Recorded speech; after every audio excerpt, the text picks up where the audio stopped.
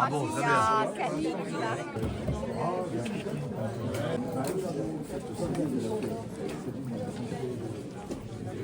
La dernière. Voilà, c'est ça. Tu vas verrouiller en deux. Le Guel, le Luel, 11. 24. D'abord accueillir Françoise, qui va nous faire un point de la commission médiation autour des prises de parole. Il va y avoir beaucoup de prises de parole cet après-midi, de débats entre vous, entre nous, etc. Et du coup, on ouvre là-dessus. Et puis Céline prendra ensuite la parole pour ouvrir cette plénière. Bon après-midi. Bonjour à vous. Eh bien oui, Françoise, j'appartiens à la commission médiation pour conforter la belle dynamique de voix commune et préserver ainsi la qualité des échanges. Nous proposons que, lors de chacune des diverses réunions et événements, soit désigné un ou une maître, maîtresse du temps. De même pour chacune des différentes commissions. Elle peut être associé à la préparation de la réunion pour définir le temps consacré à chaque sujet et le temps de prise de parole de chacun des intervenants ou participants. Le temps de parole tient compte des sujets traités et définis au préalable, du nombre de participants, des difficultés de communication de certaines personnes moins habituées à s'exprimer en public. Prévoir pour cela un temps supplémentaire pour les imprévus. De même, il est important de mettre en place une alternance homme-femme dans les prises de parole. Et pour cela, pour éviter d'intervenir par la parole, on a édité un certain nombre de signes qui permettent de donner une fluidité aux prises de parole. Voilà, nous sommes là pour vous entendre. Nous avons entendu effectivement certaines demandes relatives à ce problème de la gestion du temps.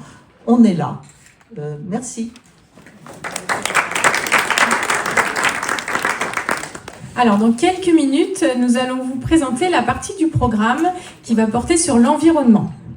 Mais avant ça, je voudrais vous parler d'écologie. Vous vous demandez peut-être quelle distinction je fais entre les deux. On va voir ça. L'environnement, ce qui nous environne, les lieux où nous vivons, les espaces naturels. Pour le Larousse, par exemple, c'est l'ensemble des éléments objectifs, qualité de l'air, bruit, et subjectifs, beauté d'un paysage, qualité d'un site, du cadre de vie d'un individu.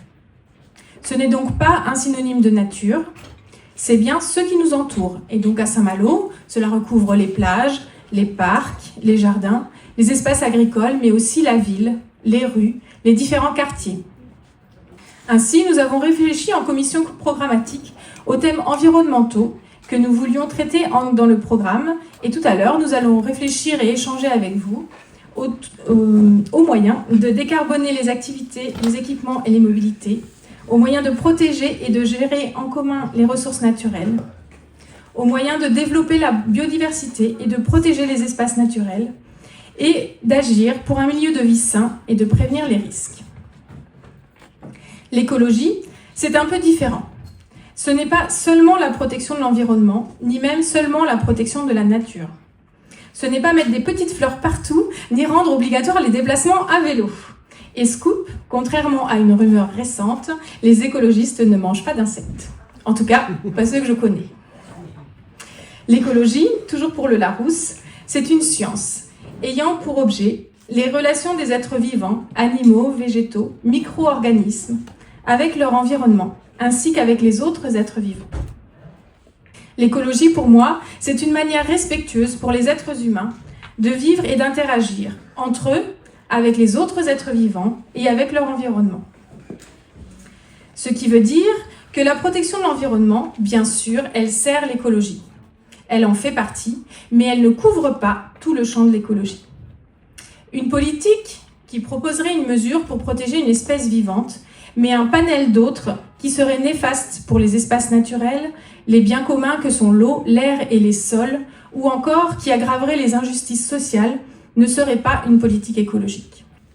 Nous n'avons pas voulu d'un axe écologie dans le programme, justement parce que nous ne voulons pas cantonner l'écologie à des petites mesurettes insignifiantes, pour nous dire qu'on a coché la case et proclamer bien fort qu'on est soucieux de la transition. Du genre, écrire dans le journal municipal que c'est mieux de prendre le bus que la voiture. Sur une page fond vert clair, bien sûr, pour appuyer le propos. Ou alors, offrir aux habitants un arbre à planter dans leur jardin. Avec ça, c'est bon.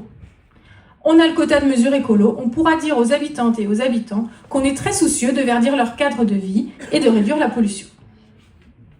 Pour l'anecdote, dans le petit film sur le site de la ville, qui présente l'action Un jardin, un arbre, je ne sais pas si vous l'avez vu récemment, mais on entend en introduction Un jardin, un arbre, l'opération verte de Saint-Malo.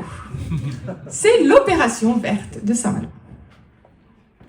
Alors, est-ce qu'offrir un arbre à planter à tous les Malouins qui le souhaitent est une mesure écologique? Bof.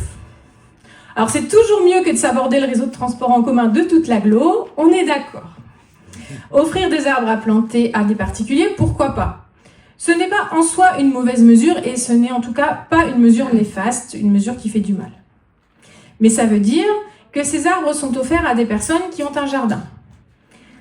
Déjà, on ne s'adresse manifestement pas à toute la population de Saint-Malo. Quant au niveau de revenus ou de patrimoine des personnes visées, on est forcément un peu sélectif aussi. Il s'agit de la même municipalité à laquelle une école avait demandé le remplacement de pommiers dans sa cour mort de vieillesse et qui a répondu qu'elle ne s'opposait pas au remplacement, mais qu'elle ne le financerait pas. On voit bien que ça ne va pas. L'école, elle est ouverte à tous les enfants, y compris ceux nombreux en ville qui vivent en appartement et dont les parents n'ont sans doute pas demandé à ce que la municipalité leur donne un arbre à planter sur leur appui de fenêtre. Autre exemple, appeler les habitants et les touristes qui veulent se rendre à un événement, intramuros par exemple, à prendre les transports en commun plutôt que leur voiture, au moins depuis Paul Féval ou la gare. Pareil, on ne peut rien avoir à redire là-dessus. Sur le fond du message, on est bien d'accord. Ça pourrait être parfait. Mais quand on regarde l'état actuel du réseau de transport en commun, que ce soit son organisation, sa capacité, la fréquence des navettes vers le parking relais, quand on regarde tout ça, et quand on sait que ce réseau vient d'être modifié, il y a à peine un an, tout ça pour arriver à ce résultat, par la même équipe que celle qui nous encourage à prendre les transports en commun, bon, là encore, on voit bien que ça ne va pas. Et on voit bien aussi, à travers ces deux exemples, que l'écologie demande de la cohérence, une vision plus globale des décisions municipales et communautaires de l'agglo. Une petite touche de peinture verte par-ci par-là, ça n'est pas l'écologie. Quels sont les enjeux aujourd'hui? Les risques de submersion marine, la pollution de l'air, de l'eau, des sols, la perte de biodiversité, le manque d'eau, le dérèglement climatique, avec le réchauffement, mais aussi avec l'augmentation des phénomènes climatiques extrêmes en nombre et en intensité. Aucun de ces enjeux ne concerne uniquement Saint-Malo, mais tous concernent Saint-Malo d'une manière ou d'une autre. Concernant le réchauffement, Météo France prévoit une hausse des températures de 0,8 à 1,8 degrés en hiver et de 0,7 à 2,5 degrés en été à Saint-Malo en 2050 par rapport à la période de référence qui est de 1976 à 2005. Franck Baraer, climatologue, nous dit que la température devrait augmenter d'1 degré à chaque saison en moyenne. Ça signifie qu'il y aura davantage de jours de chaleur et moins de jours de gel. Dit comme ça n'est pas forcément très parlant. Mais si on regarde autour de nous, que voit-on? Moi, je passe à vélo tous les jours rue de la Barabie pour aller au travail. En bas de la rue de l'Arabie, il y a quelques arbres qui fleurissent au printemps. Normalement, les arbres fleurissent au printemps. Et cette année, ils étaient fleuris dès novembre. Je parle de ces arbres-là parce que ce sont ceux qui m'ont marqué, moi, ce sont ceux de mon environnement proche, ceux que je vois tous les jours. Mais je suis persuadée que chacune et chacun d'entre vous a déjà fait des constats de ce genre, notamment s'il y a des jardiniers parmi vous. Et s'il gèle après, parce qu'en hiver, normalement, il gèle, et ben, ces fleurs ou ces bourgeons vont geler et disparaître, mais ils ne seront pas remplacés. Concernant la chute de la biodiversité, une étude partagée par Le Monde début janvier révèle qu'en France, il y a moins d'oiseaux dans les zones où les achats de pesticides sont plus élevés. Hasard, sans doute. Et l'article rappelle qu'en 30 ans, la population des oiseaux des villes et des champs a diminué de 30%. J'en profite pour vous encourager à participer à l'opération de comptage des oiseaux des jardins qui est organisée par Bretagne Vivante le week-end du 24. Concernant la submersion marine, la mer pourrait monter de 13 à 30 cm à Saint-Malo d'ici 2050. Les coefficients de marée pourraient monter à 125 ou 130. Alors, si vous n'êtes pas très familier des coefficients de marée, comme moi, sachez qu'actuellement le max est autour de 115 et ça arrive 2 à 3 fois par an. Donc c'est super. Les photographes pourront faire de belles photos, Saint-Malo sera attrayante pour les touristes, même en hiver. Concernant la ressource en eau, le nombre de jours secs va augmenter à chaque saison, et notamment en été et en automne. Or, il n'y a pas de nappe phréatique à Saint-Malo, donc la question de l'approvisionnement en eau, qui se pose déjà presque chaque été et de plus en plus tôt d'année en année, va continuer à se poser. Que faire ? Nous devons réfléchir à des manières de mieux anticiper et de prévenir ces pénuries.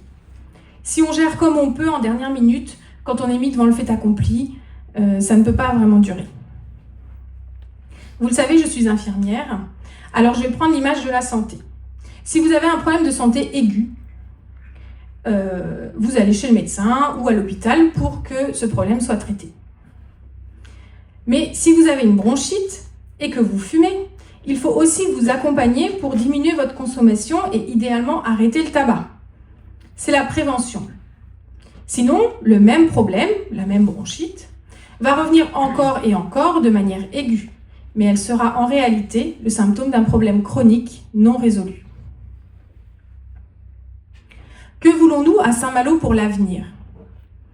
Pour mes enfants, je veux plus de facilité à se déplacer en sécurité. On sait par exemple que le nombre de jeunes actifs qui se déplacent à vélo en ville chute quand ils ont des enfants, et en particulier chez les femmes. Pourquoi ? Parce que c'est plus compliqué, c'est un peu plus lourd à transporter, en particulier si les distances sont conséquentes, mais aussi parce que c'est encore trop souvent dangereux de circuler à vélo en ville. Pour mes enfants, je veux une ville qui propose une alimentation bio, une ville qui prend soin de ses paysans locaux en n'allant pas acheter loin des légumes qui poussent localement. Pour mes enfants, je veux un air sain et une eau propre.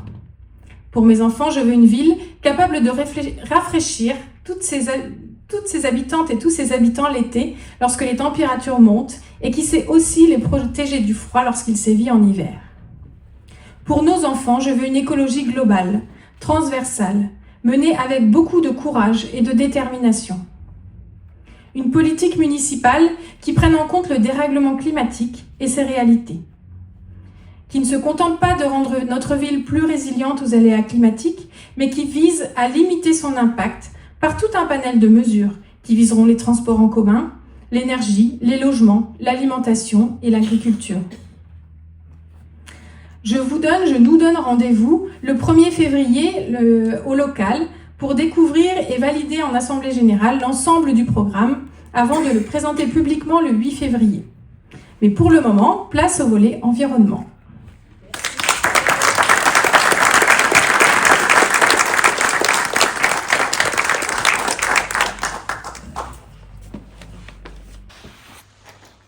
Bonjour Claude. Bonjour. C'est quoi ton truc là? C'est quoi ces trucs? Alors, chaque carte représente une mesure qu'on présente dans le programme environnement et tu vas avoir 4 tables pour chacun de nos thèmes. Mais tu sais, moi je suis un râleur. Et si je suis pas d'accord? Alors, le programme est pas fixé, c'est une proposition. Si une mesure te pose problème, tu peux poser une gommette rouge pour dire que tu n'aimes pas la mesure et donner tes commentaires. On va prendre note à la table. Il y aura aussi un petit moment de débat à la fin de l'atelier. Ça, c'est une carte joker. Ça, c'est une carte si jamais on pense qu'il y a vraiment une mesure qui manque ou... Ah bon. Mais alors, est-ce qu'il y a une mesure qui fait la différence? Je veux dire par rapport aux autres, aux concurrents. Eh ben, on te propose de mettre une gommette verte sur les mesures que tu trouves vraiment importantes, que tu adores, et moi j'adore, moi il y a une on en idée. prendra à compte. Bien. Bon, et qu'est-ce qu'on faisait encore? Et si je comprends pas quelque chose là-dedans? Nous, on est là pour t'expliquer justement. Tu vas avoir 2 personnes de l'axe environnement par table. Et si une de mes idées, parce que moi j'en ai des idées, hein, n'est pas là-dedans, qu'est-ce qu'on fait? On va prendre note. Après, l'axe environnement, c'est très très large. On aura toujours des nouvelles idées à venir. On va devoir fixer l'axe de notre programme pour le 1er février, mais c'est pas pour ça qu'on ne pourra pas faire autre chose une fois qu'on sera à la mairie. Ouais, parce que c'est vrai, hein, ici, hein, l'air n'est pas bon. Hein. Ouais, je m'en vais. Hein. Allez, à tout à l'heure, à notre côté.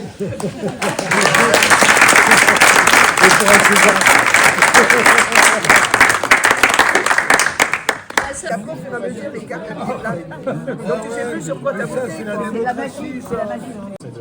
De sensibilisation à l'éco-conduite et au respect des différents usagers sur la route. Oui, J'ai pas compris. mais par contre, les verts, ça commence à diminuer. Oui. Quand on met du verre partout, ça le différencie. En fait, il n'y a pas de différenciation. Non, mais ça nous permet de... Non, mais je suis d'accord avec vous.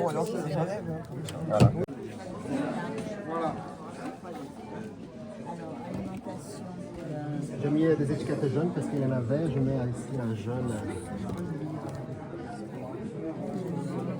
Rédaction. Jaune, c'est quoi? Ça, c'est mieux. Ça, c'est mieux. Il n'y a pas de jaune. Ah, mais moi, je mets du verre partout. moi, c'est bon. C'est parce que vous voulez faire plus. alors. Adhérer au réseau des villes santé Oui. l'OMS. C'est pour ça qu'il aurait fallu... non, je vais la bise de loin. Parce que ça prend. Le réseau des villes santé. Ouais. Alors, on a... Moi, je trouve que c'est on a des mesures qui sont spécifiques sur la ville. Auxquelles on pourra... il y a des grosses quand je dis.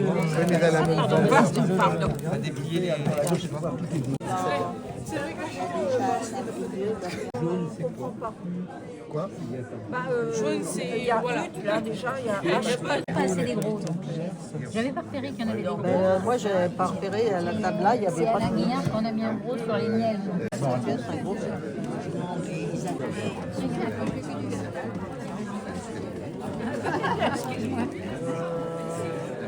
Celui qui t'intéresse. Alors, est-ce que tu as pris d'autres cartes qui te parlent ou pas? Disons que transport et mobilité, déplacement, pour moi, c'est un... Oui. Qu'on a pris Pareil pour les carte de la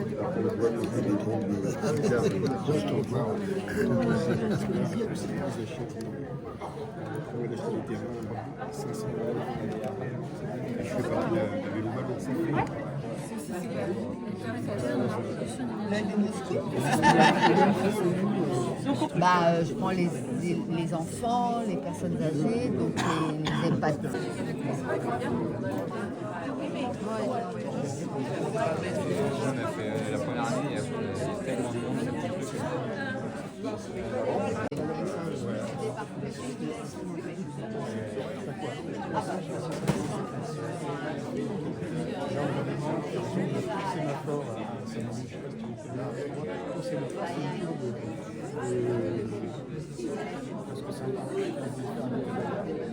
Là, avec plusieurs associations, on a réussi à mobiliser les gens.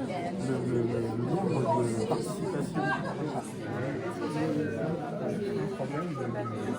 d'adressage jusqu'au rail de Tu chemin vois de fer. jusqu'au pont, et, Ouais. c'est ça. Et après, c'est canalisé. Ouais. C'est canalisé jusqu'à Solidor. Bah oui. Marée grave de Solidor. Ouais.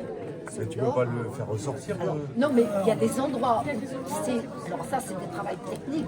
Ouais. Il faut travailler avec les services, soit visible et la végétalisation. Le décanaliseur. Oui, c'est ça. Comme la Vilaine à Rennes. Comme ce que fait la Vilaine à Rennes. Oui, c'est ça. Exactement. Là, le pont est essentiellement canalisé sous Saint-Malo. Tu ne le vois Camille, mets-moi un verre là-dessus. avant la mer. Le pont se déverse au marégraphe de Solidor. Ah, d'accord. Et passe sous, tu vois les bassins blancs, Ouais. tu vois la digue des bassins blancs. Ouais. Eh bien, Celui-là, il parle de enlèvement des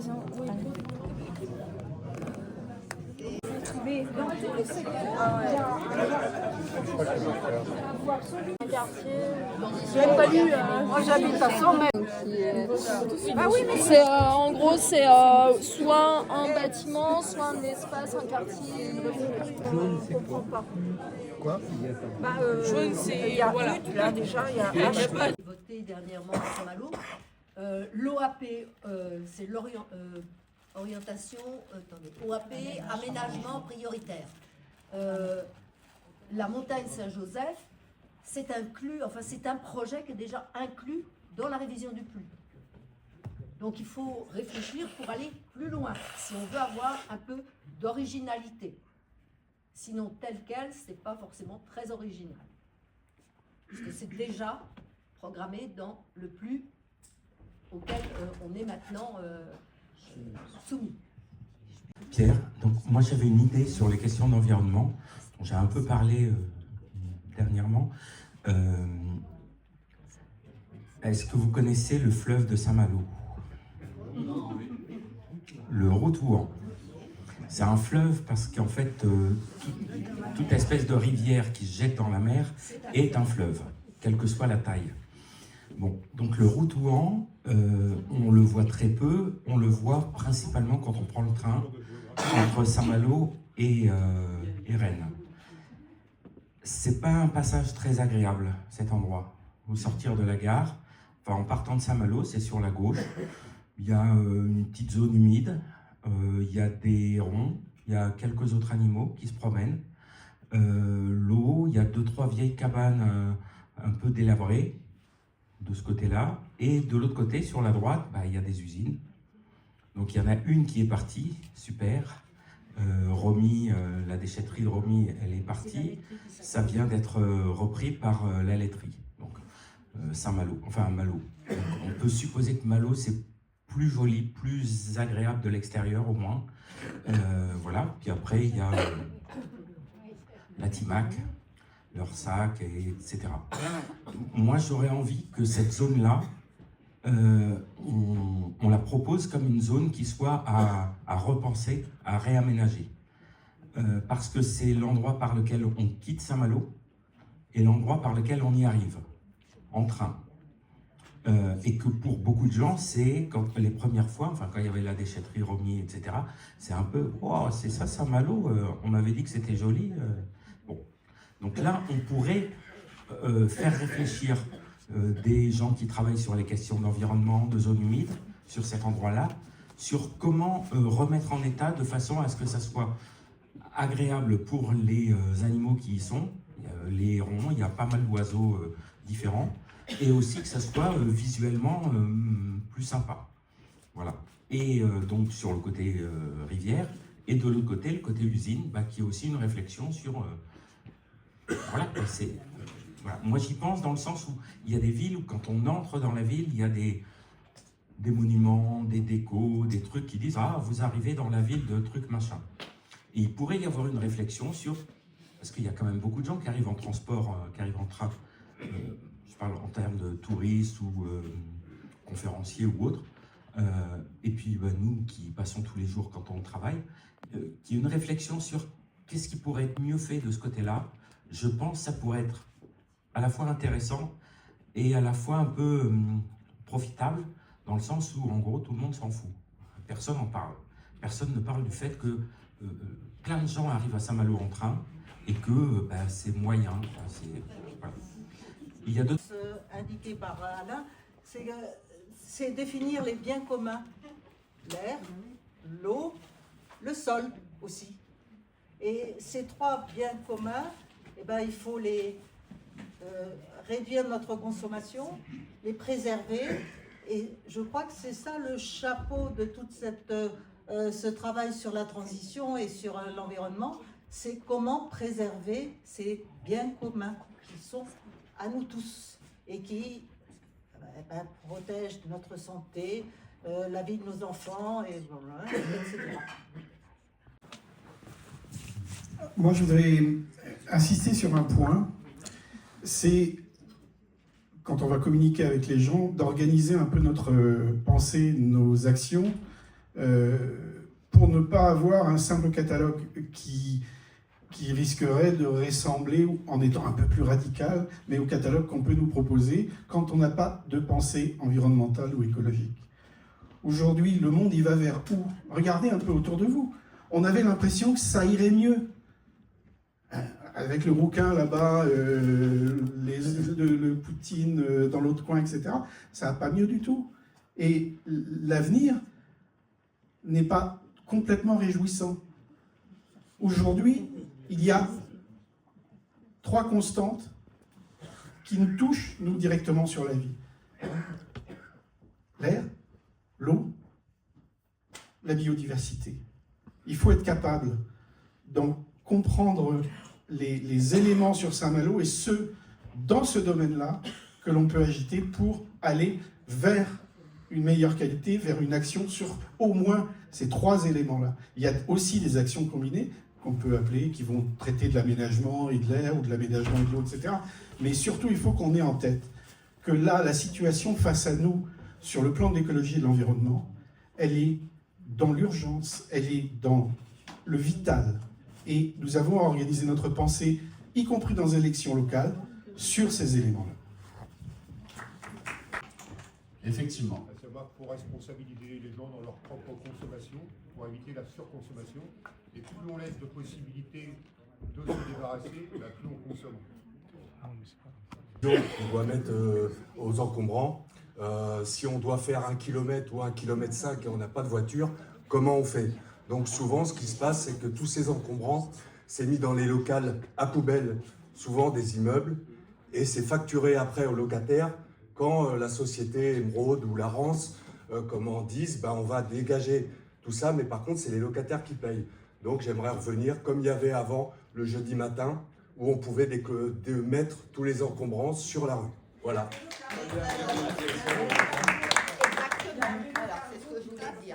Il y a Vélo Cargo qui passe maintenant, c'est peut-être pas encore suffisant, mais en tout cas c'est un axe.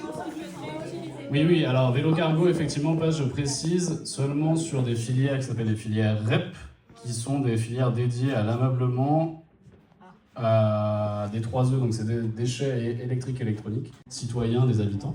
Et ça pourrait être une des associations d'un pôle comme ça, exactement. Emmaüs, il répare aussi. Ok. J'y ai pas pensé en faisant le tour des tables, mais ton intervention m'y a fait penser. Il y a des mesures qui concernent Saint-Malo, et il y a des propositions aussi qui dépassent Saint-Malo, qui relèvent plutôt de l'agglo. Et je trouve qu'il aurait été intéressant peut-être à un moment donné de distinguer les deux, parce que la ressourcerie, on peut le porter dans le programme, mais il y a plein de communes autour et il faut un consensus au niveau de toutes les communes pour que, je crois, pour mettre en place la ressourcerie. Donc peut-être distinguer ce qui relève vraiment de Saint-Malo, de la politique municipale de Saint-Malo, et puis de ce qui est proposition à l'agglo, et ce qu'on porterait à l'agglo, bien sûr. Si tu parles assez fort, je peux parler à tout le monde. Ouais, non, mais lui le micro, parce que pour moi c'est bon. Allez, le micro. Ouais, allez. Juste, il y a sur cette table, je ne me rappelle plus exactement des termes utilisés pour la mesure, mais c'était créer un hub de je sais pas trop quoi, et ça, c'est vrai que c'est pas grand monde qui a compris, et j'aimerais bien un peu... Parce que moi, j'ai traduit ça en recyclerie, mais je sais pas si c'était ça, quoi.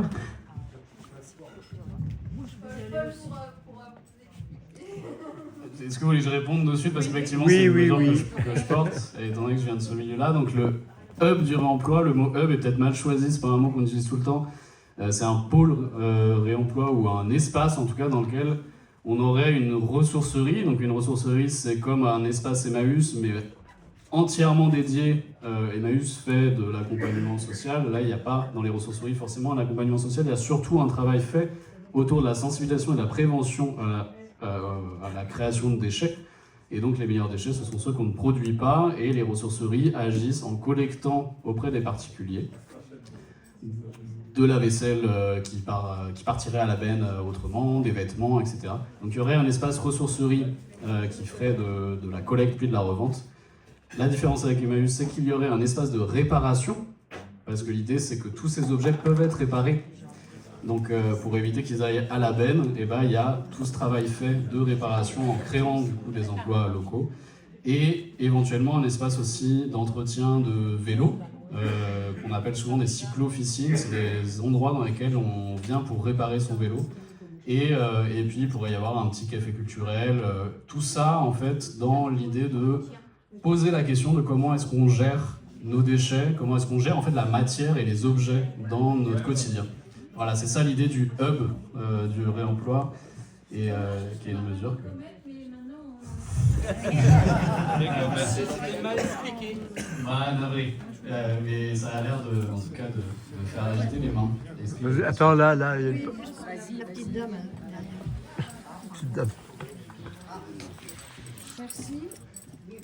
Moi, oui, ça, je peux féliciter sur l'organisation, les cartons, ça, c'est très bien vu et travaillé, tout ça. Par contre, je trouve qu'il y a des termes. La terminologie, elle est un petit peu trop, par moment, ça rejoint ce que disait Camille, mais on a été plusieurs, il y a des termes on ne comprend pas. Et je pense que le problème, je veux dire, je suis tout à fait écolo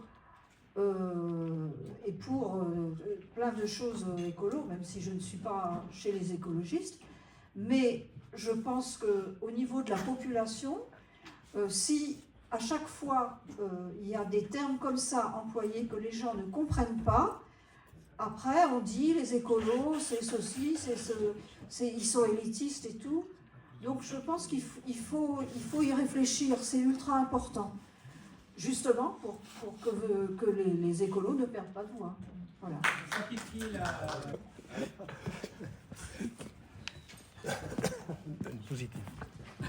Positif. Non, moi, ce que je trouve globalement, c'est qu'il y a des belles énergies, qu'il y a beaucoup d'idées, qu'il y a beaucoup d'échanges, même si je trouve que personnellement je ne participe pas suffisamment, mais ça donne l'envie de supporter. Et je pense qu'il faut que tout le monde se dise aujourd'hui, on va gagner. C'est pas simplement d'être en deuxième position, c'est être les premiers.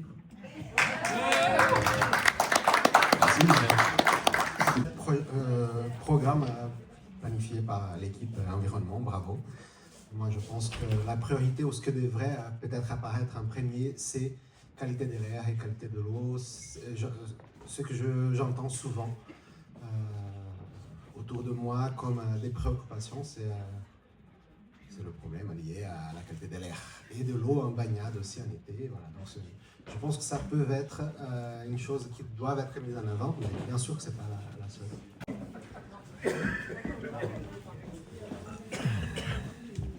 Et en passant, je pensais que c'était déjà le cas, c'est la mise en régie publique des cantines des écoles.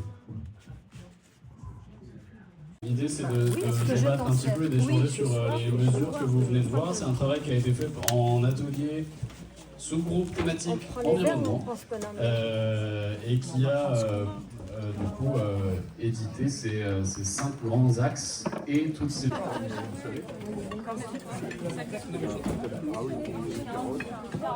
Pierre, donc moi j'avais une idée sur les questions d'environnement, dont j'ai un peu parlé dernièrement.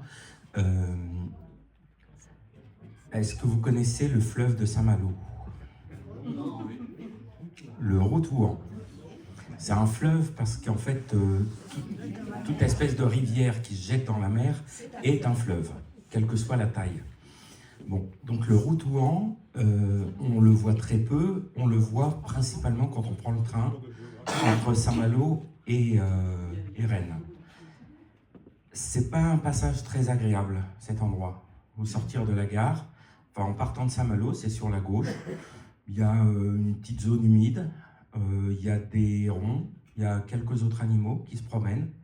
L'eau, il y a 2-3 vieilles cabanes un peu délabrées de ce côté-là. Et de l'autre côté, sur la droite, il y a des usines. Donc il y en a une qui est partie, super. Romy, la déchetterie de Romy, elle est partie.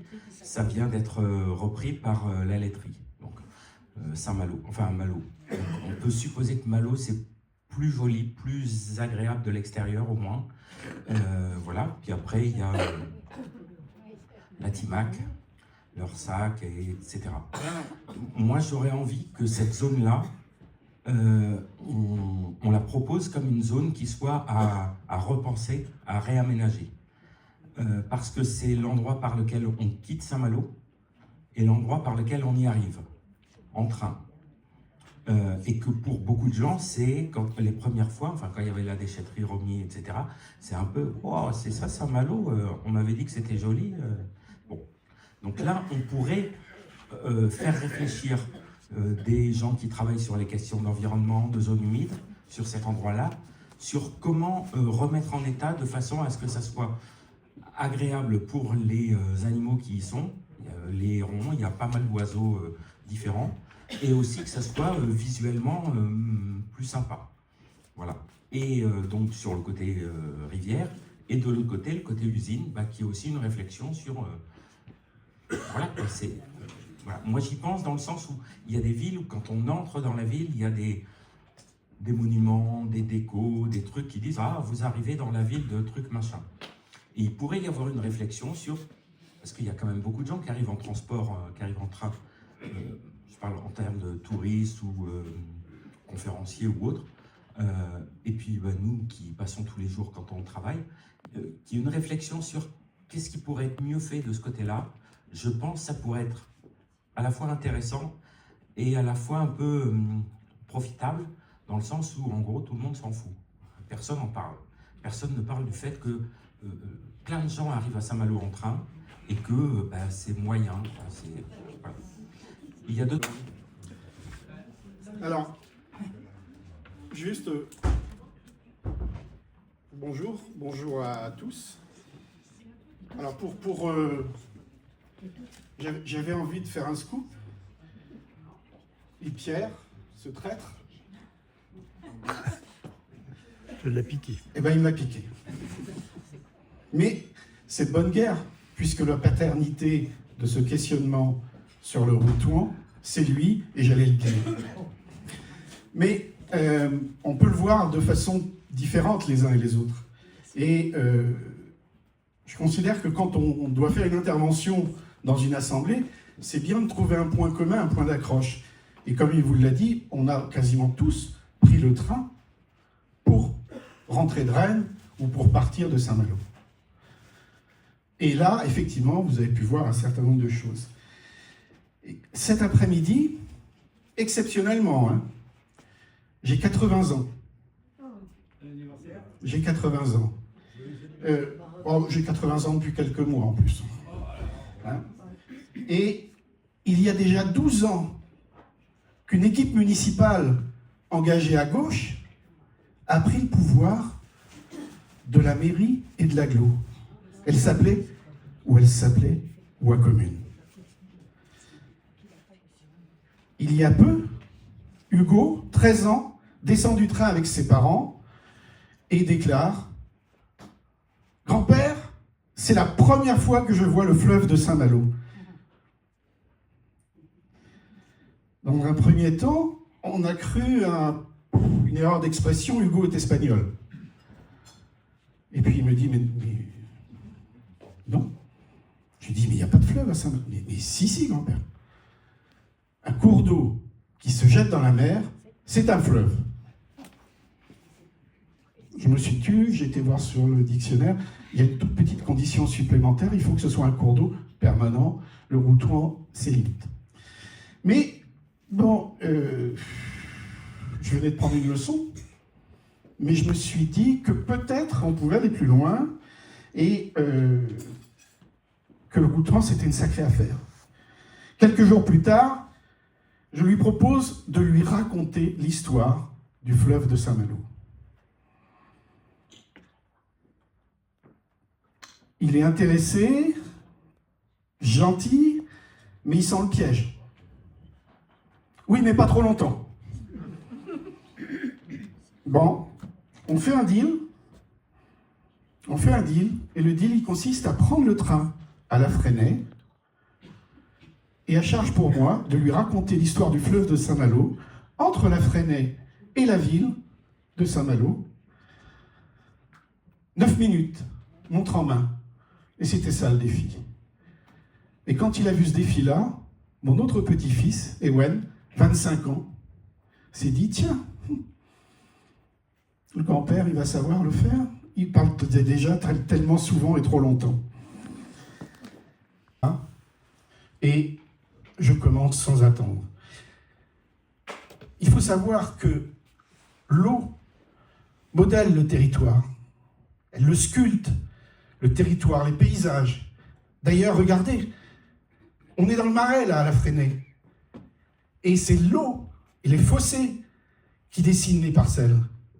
L'eau a une importance fondamentale dans le paysage, mais elle a une importance au moins équivalente dans la ville. Il faut bien comprendre ça. Et avoir le sens de l'eau dans la ville, c'est extrêmement important. Et c'est une rupture avec ce qui se fait depuis des années et des années.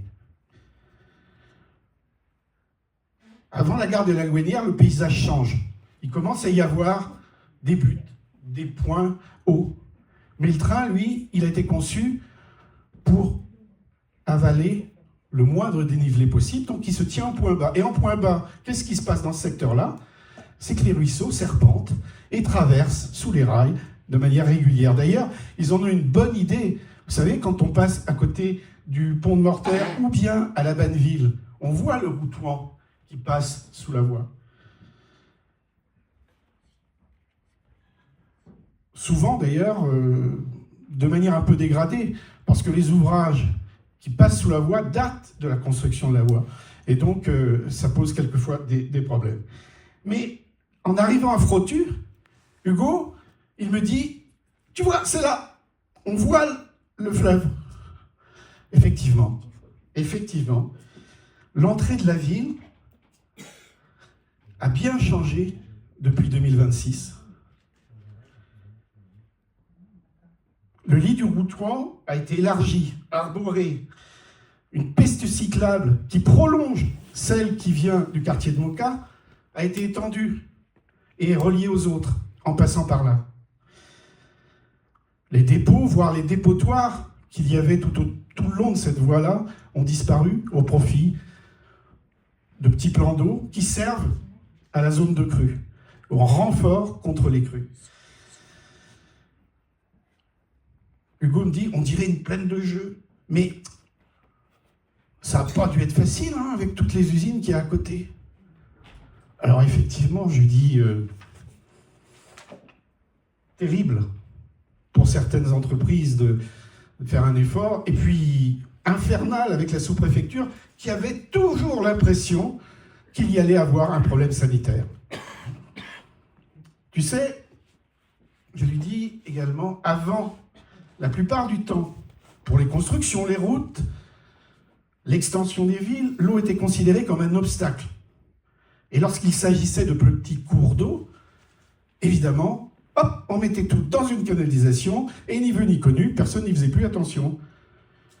Ah ben ça, je sais bien, moi, hein.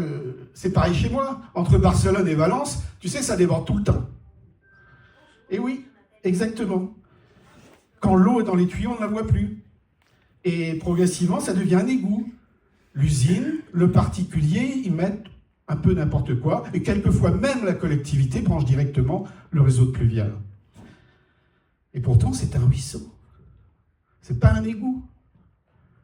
Il faut se dire cela. Le Routouan est un ruisseau, pas un égout. D'où l'intérêt de sa reconquête. Et ce que nous avons fait depuis 2026. Le train a déjà ralenti lorsqu'il longe la rue de la Grande Rivière. Il y a quelques années, à notre gauche, Pierre nous l'a dit, des usines, des sacs d'engrais, etc., etc. Tout était moche. La rue, l'eau, les bâtiments, la végétation, comme pour ne pas trancher avec la pollution de l'usine d'engrais. Aujourd'hui, les arbres les plus récents de 5 ans commencent à se marier avec ceux que l'on a pu conserver. Les industriels ont compris qu'une façade en bord de voie ferrée, c'est également une image. Et donc, le dernier est en train de faire ses travaux. Les autres ont été convaincus par le fait de l'aménagement qui a été fait. Ewen, qui n'est pas encore intervenu, vous savez, c'est mon grand de 25 ans, là, il me dit, mais dis donc, qu'est-ce que c'est que les petites cabanes en bois qu'il y a tout le long, là?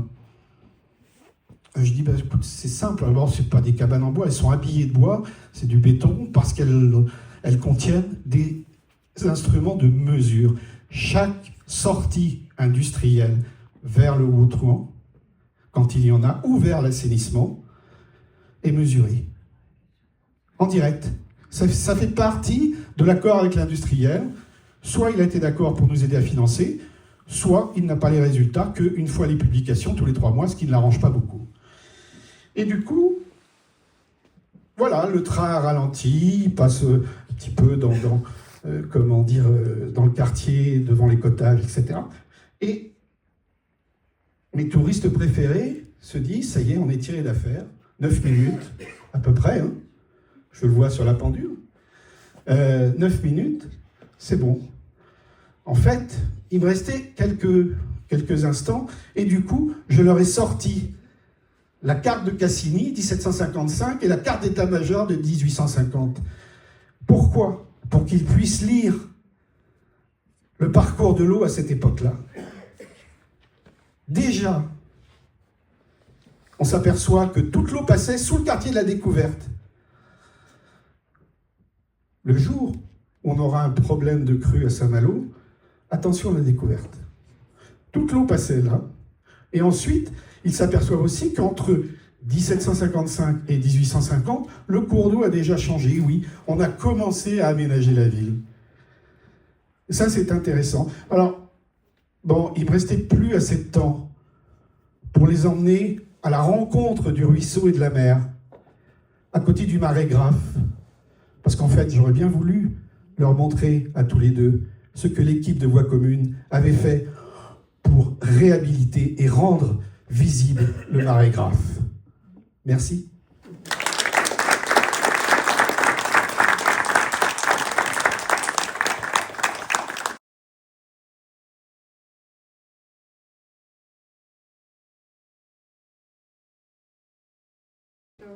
Faute de les avoir réquisitionnés. Il est logé. Oui. On en est à la 47. Et vous 27. Et Daniel, on en est à la 47. Et vous Je vais à la 53. Alors, les filles, on a 23. Marie Chenet.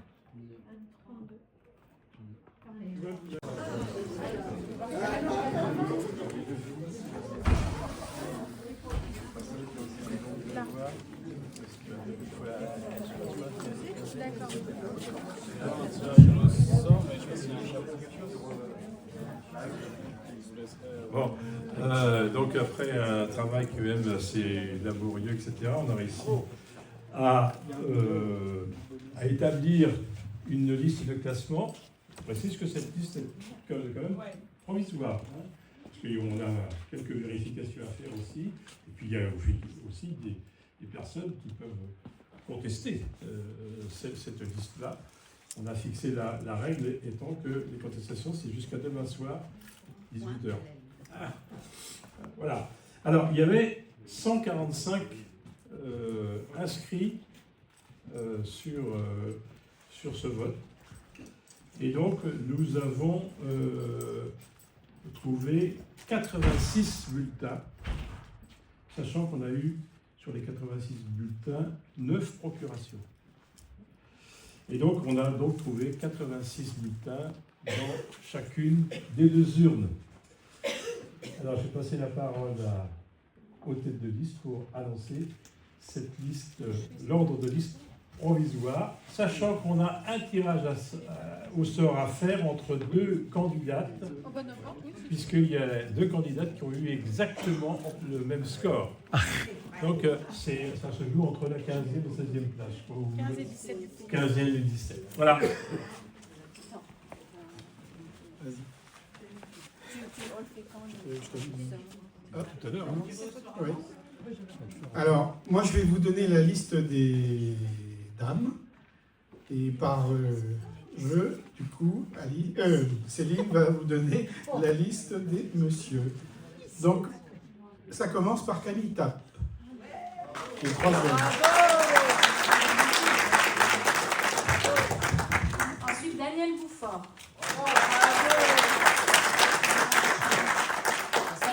Laura Bachelier.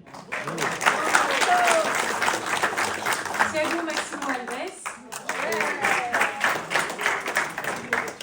Camille Lezoret.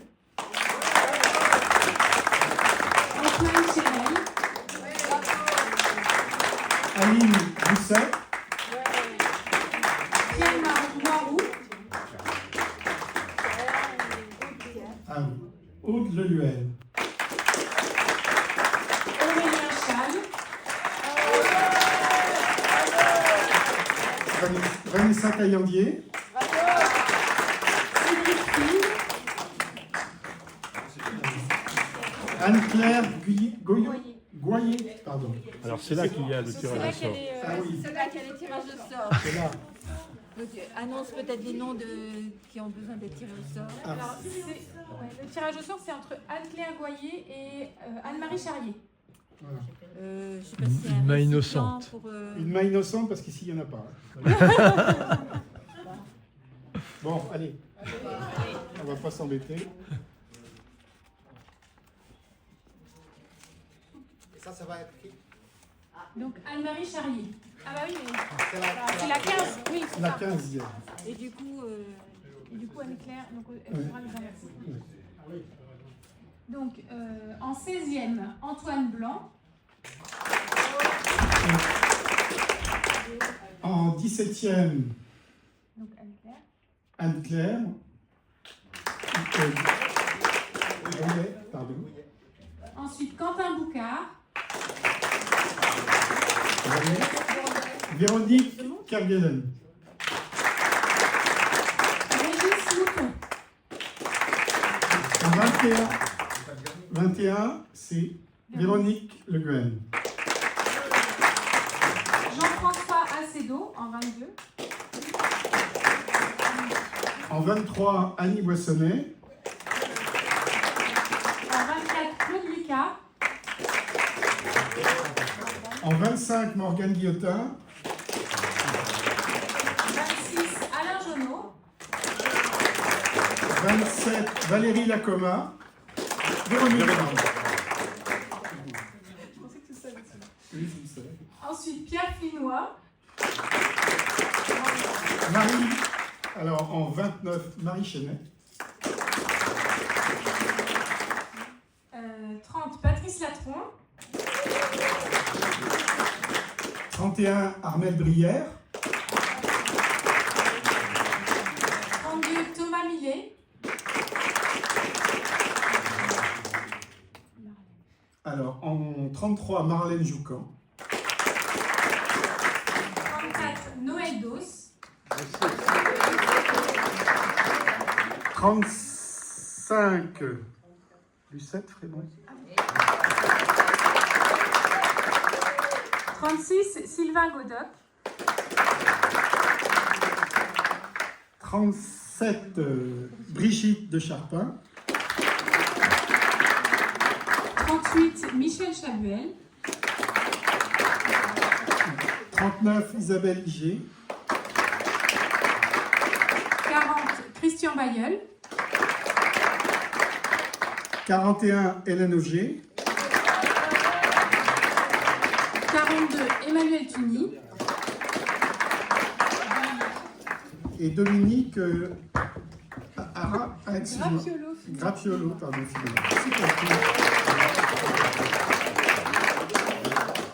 Bravo. voilà.